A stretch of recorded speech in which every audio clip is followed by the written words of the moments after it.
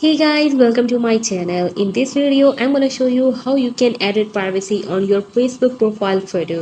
It's super easy and we will make sure you get it right. You just make sure you're logged in and using the latest version and watch the video carefully to avoid forgetting anything and making mistakes. So let's open up the Facebook app, and here you can see tap on your profile photo, tap on your photo again, and here you can see your profile picture. Now tap on these three dots.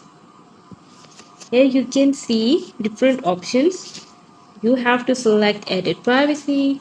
And here you can see the privacy options. You just have to tap on only me and it will private your photo from others.